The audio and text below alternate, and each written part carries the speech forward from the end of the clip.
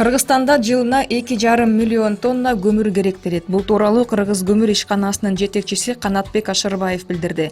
Анын айтымында, анын 1 миллион 124 миң тоннасы калктын керектөөсүнө, 1 миллион 140 миң тоннасы Бишкек жылуулук электр борборуна, калганы бюджеттик социалдык мекемелерге коротулат. Белгилей кетсек, август айынын акыркы дем алыш күнү көмүр тармагындагы кызматкерлердин күнү. Бул майрам 1949 жылдан бери белгиленип келет.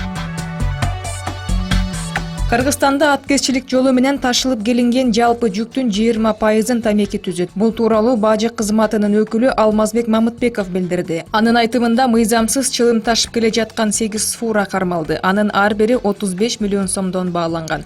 Кармалган партиялардын көпчүлүгү Тажикстандан келген. Мындай тамекилер эркин соода дүкөндөрүндө жана Ош базарында сатылат деп билдирди Алмазбек Мамытбеков. Быйыл январь-июнь айларында кичи насыя берүүчү уюмдар тарабынан 13 миллион сом суммасында насыя берилди. Маалыматка караганда, насыя алуучулардын саны 295 миң адамды түздү. Кичи насыя алган калктын саны өткөн жылдын тийиштүү мезгилине салыштырмалуу 33%, ал эми берилген кичи насыянын көлөмү 31%га көбөйгөн.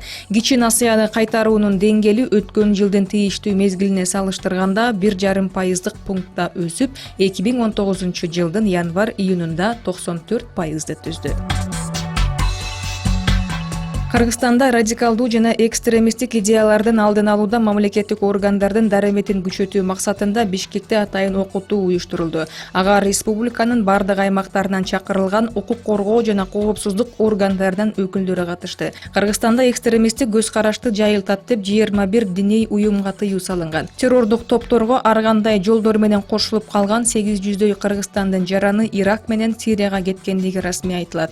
Өкмөт алардын арасынан аялдарды жана балдарды быйыл сентябрда мекенине алып келүүгө жана реабилитациядан өткөрүүгө камынып жатат. Американын Жоржия штатындагы гольф турнири учурунда чагылган оюн талаасындагы бакка түшүп, кырсыктан 6 адам жабыркады. Кырсык тасмага түшүп калган. Анда топ адам бактын жанында бара жаткандыгын көрүүгө болот. Чагылган ошол бакка тийген. Жапа чеккендер бакка чагылгандан коргонуу үчүн чуркагандыгы белгилүү болду.